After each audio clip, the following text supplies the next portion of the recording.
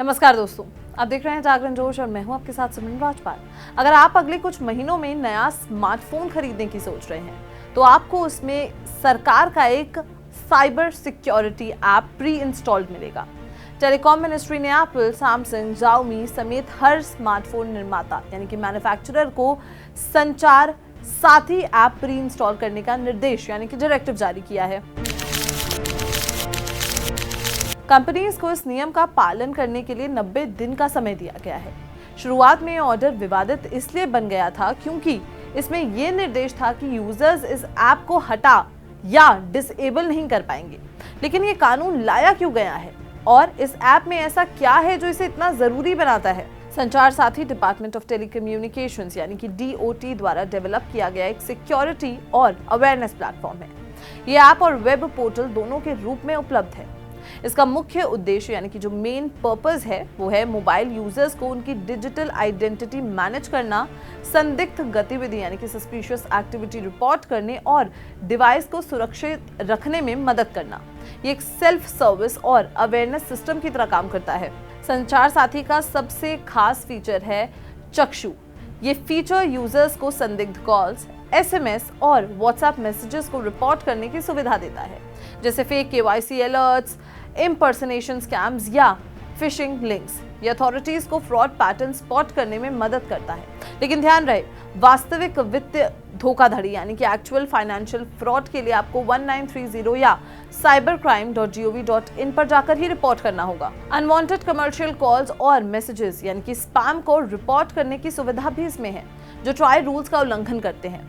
अगर आप 7 दिन के अंदर अपनी शिकायत दर्ज करते हैं तो इससे भेजने वाले यानी कि सेंडर के खिलाफ तुरंत एक्शन लिया जा सकता है। ये app fishing links, unsafe APKs और फ्रॉडुलेंट वेबसाइट्स को रिपोर्ट करने की अनुमति देता है।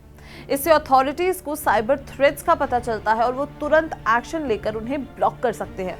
अगर आपका फोन खो जाता है या चोरी हो जाता है तो ये प्लेटफॉर्म आपके डिवाइस के IMEI को ब्लॉक करने की सुविधा भी देता है। ब्लॉक होने के बाद उस फोन का इस्तेमाल किया ही नहीं जा सकता और रिकवर होने पर उसे तुरंत अनब्लॉक भी किया जा सकता है।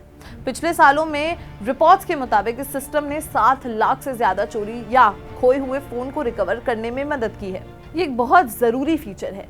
यह ऐप आपको दिखाता है कि आपकी आइडेंटिटी जैसे कि आधार या ID पर कितने मोबाइल नंबर्स रजिस्टर्ड है। इससे आप उन सिम कार्ड्स की पहचान कर सकते हैं जो आपकी जानकारी के बिना या आपकी आइडेंटिटी का दुरुपयोग करके लिए गए हैं। जब आप सेकेंड हैंड फोन खरीदते हैं तो ये ऐप IMEI को वैलिडेट करके फोन की वास्तविकता यानी कि ऑथेंटिसिटी चेक करने में भी मदद करता है कि वो जेन्युइन है या नहीं। कुछ स्कैमर्स इलीगल टेलीकॉम सेटअप्स का यूज करके इंटरनेशनल कॉल्स को साधारण +91 कॉल्स जैसा दिखाते हैं। संचार साथी यूजर्स को ऐसी धोखाधड़ी यानी कि स्कैम्स को रिपोर्ट करने की सुविधा देता है। ये ऑर्डर विवाद पैदा कर रहा है, खासकर फोन निर्माताओं यानी कि मैन्युफैक्चरर्स के बीच। एप्पल जैसी कंपनीज का मुख्य सिद्धांत यानी कि जो कोर प्रिंसिपल है वो ये है कि बाहरी ऐप्स को जबरदस्ती अपने डिवाइसेस पर प्री लोड नहीं होने देते और वो अनडिलीटेबल ऐप्स के बिल्कुल खिलाफ है। प्राइवेसी ग्रुप्स भी चिन्हित हैं। उनका कहना है कि जब कोई ऐप अनिवार्य यानी कि मैंडेटरी हो जाता है तो ये यूजर्स के अपने फोन पर नियंत्रण यानी कि कंट्रोल कम कर देता है और डेटा हैंडलिंग पर सवाल उठाता है, भले ही सरकार का मकसद सुरक्षा ही क्यों ना हो। अब इन सब चीजों के बाद union minister for communications Jyotiraditya Scindia ने तुरंत इस मामले पर सफाई यानी कि क्लैरिफिकेशन दिया। उन्होंने कहा कि संचार साथी ऐप को यूजर द्वारा हटाया या डिलीट किया जा सकता है। ये क्लैरिफिकेशन उन शुरुआती रिपोर्ट्स के बाद आया जिनमें कहा गया था कि ये ऐप अनडिलीटेबल होगा। संचार साथी 1.2 बिलियन मोबाइल यूजर्स वाले भारत में मोबाइल रिलेटेड क्राइम से लड़ने के लिए बहुत जरूरी है। इसने 7 लाख से ज्यादा खोए हुए फोन्स रिकवर किए हैं। लेकिन अनिवार्य यानी कि मैंडेटरी बनाने का फैसला फोन निर्माताओं के सिद्धांतों और यूजर्स की प्राइवेसी के बीच एक दुविधा यानी कि डिलेमा पैदा करता है। आपको क्या लगता है, साइबर सिक्योरिटी के लिए संचार साथी को अनिवार्य करना सही है या यूजर की प्राइवेसी ज्यादा महत्वपूर्ण है? हमें कमेंट सेक्शन में जरूर बताएं और अगर ये वीडियो पसंद आई हो तो इसे लाइक और शेयर करना बिल्कुल भी ना भूलें और देखते रहें जागरण जोश।